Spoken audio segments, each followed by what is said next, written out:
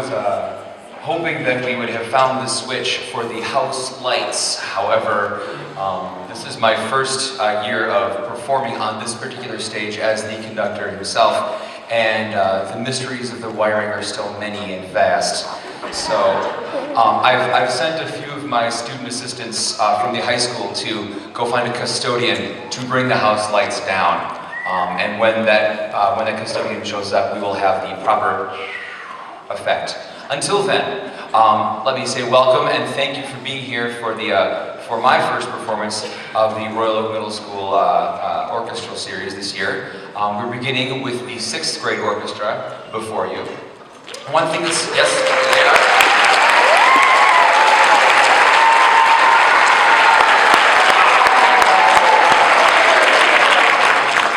And thank you to whoever that was that did that. One thing you should know about the 6th grade orchestra is that it is such a large ensemble. And I'm very proud of that, very large ensemble, that they meet during 2 separate hours of the day. Half of them meet 5th hour, half of them meet 6th hour. To those of you that are parents that were willing to wait in the parking lot a little bit longer for the rehearsal last Friday, I thank you, because it was our one big chance to hear what this group sounds like all at the same time, which is a big deal.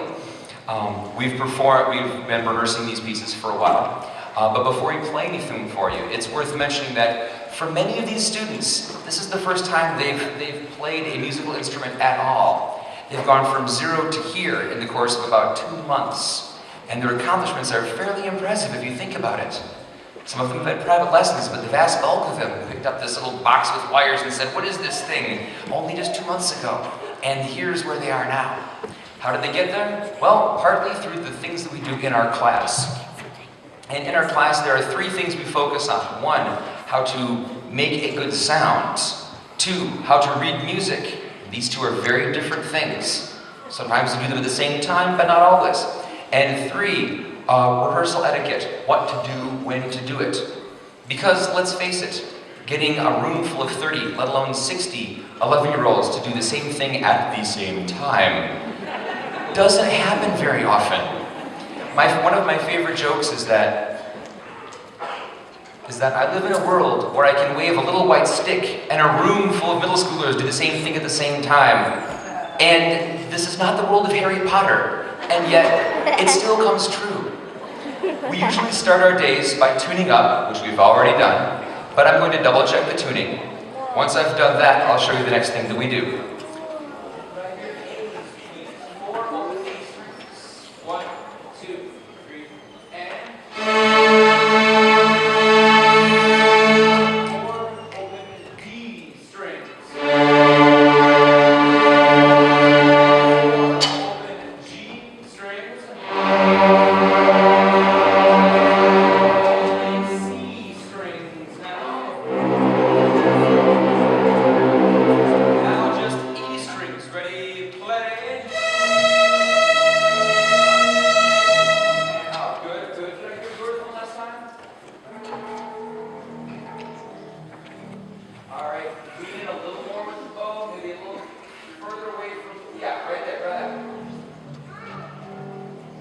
There you go, thank you. Now, one thing you may have noticed is that when we played the E string, we had a lot of high E strings, and one in the back row.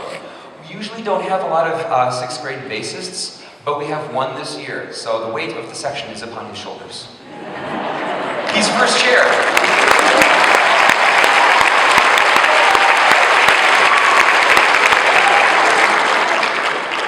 Now, as I mentioned, partly what we do is we make a good sound, and partly what we do is we read the notes. Too often people confuse the 2. And often we have students that are great players, they learn how to play by ear, but the reading slows them down. I try very hard to balance these 2 skills.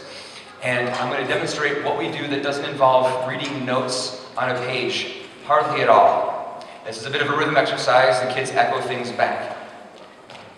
I ask them to choose some notes. Ladies and gentlemen, choose either a D, an F sharp, or an A. Your choice.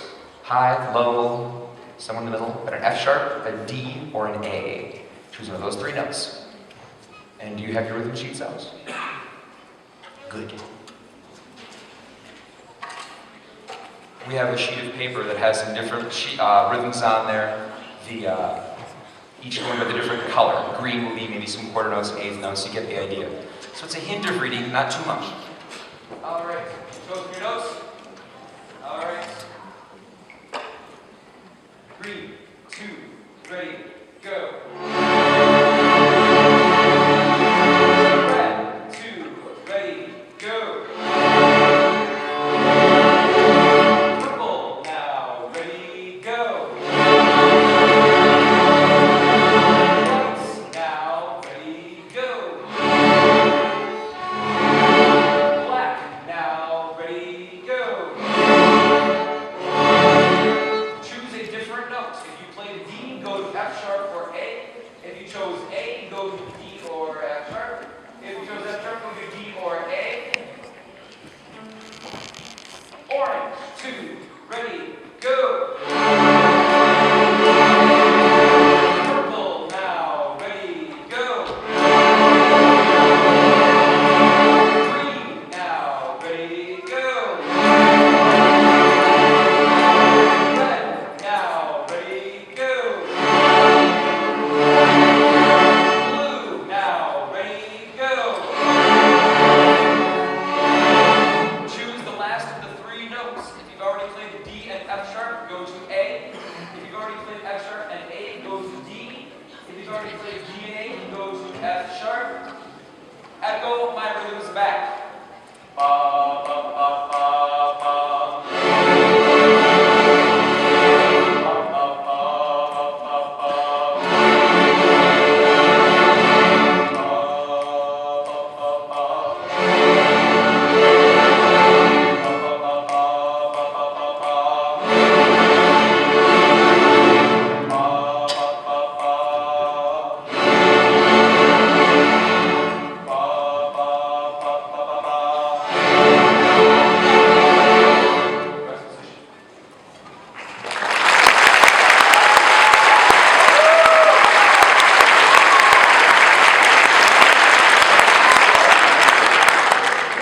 So far, so good.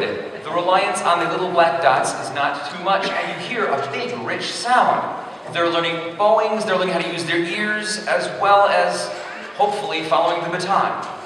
We do these sorts of exercises for a bit, and then we move on to the book. The first piece we're playing, which if I'm not mistaken is on page 8, is that correct? There we go.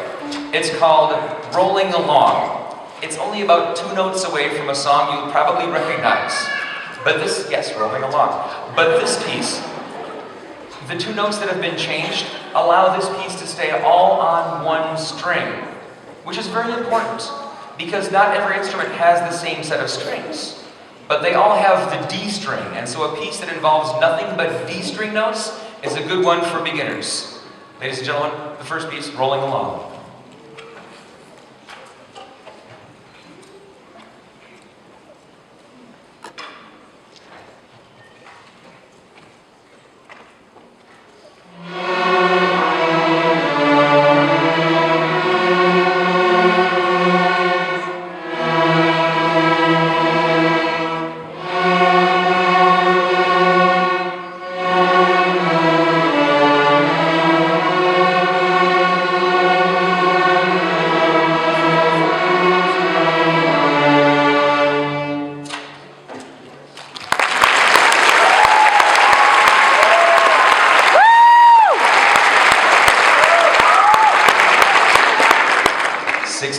All on one stage. It's a big sound. The next piece we do is called Caribbean Island, found a few pages later on page 10. Caribbean Island is interesting because it involves, how do I phrase this? The next range, the next level, the next octave of notes. In a scale, you have essentially 7 notes before you return to the same note. 1, 2, 3, 4, 5, 6, 7, 8. 8 oct. Octagon, octopus, 8 notes. An octave, so you've got a low D, D, E, F sharp, G, A, B, C sharp, D, and a high D. This is the interesting thing about music. It doesn't just keep going. There's no L sharp or anything like that. It stops at G and loops back again. And so here they get a sense of the high notes and the low notes, which occur at different points on the staff, which is the name for the 5 lines that you see music notes written on. This piece is Caribbean Island.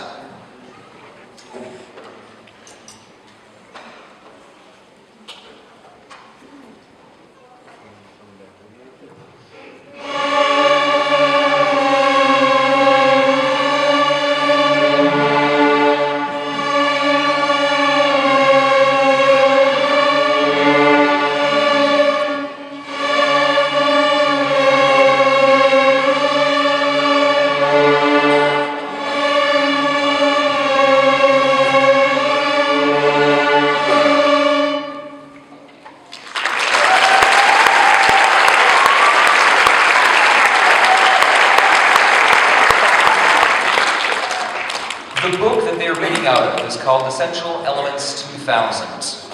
And to the parents that are out there that bought this, I say thank you very, very much. It's the right book for them.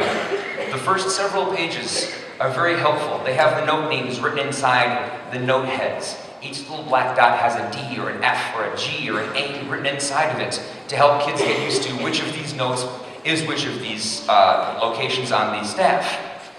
But then around page 13, you turn the page, and suddenly on page 14, the training wheels are off. And they no longer have the note heads filled in with the name of the note. And they have to know how to read the little black dots by themselves. Now this is tricky, but to ease them into it, on pages 14 and 15, we have some very familiar tunes. This one is called A Mozart Melody. It was adapted by Mozart. You'll recognize it, believe me. Before I started teaching out of this book, I did not realize he had anything to do with it. But you'll recognize it, trust me, A Mozart Melody.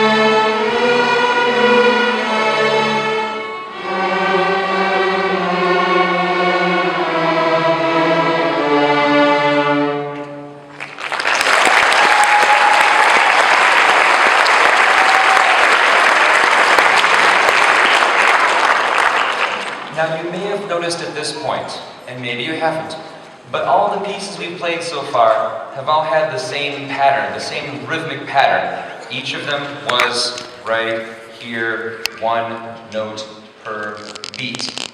In fact, the only thing that hasn't been like that were the rhythm notes and echoing back and forth and playing off the rhythm sheet we did. And there were some fancier rhythms there, because they were less reliant on the written and more reliant upon their ears. That changes with the next one. This is on page 20, Au clair de la lune. We start to use something called eighth notes. For those of you who have mastered your fractions, you can think about it this way. When they first started writing down music several centuries ago, they decided that every measure, every unit of music would have 4 beats, each of them a quarter note. 4 quarters equals 1. Yes. If you divide each of these into 2, then you have 8. You have eighths, and therefore eighth notes. So instead of every pulse getting 1 note, next thing you know, you have 2 notes for each beat, and things get faster. And this is what they're going to be doing here, playing eighth notes as well as quarter notes, which does change the rhythm. Au clair de la lune.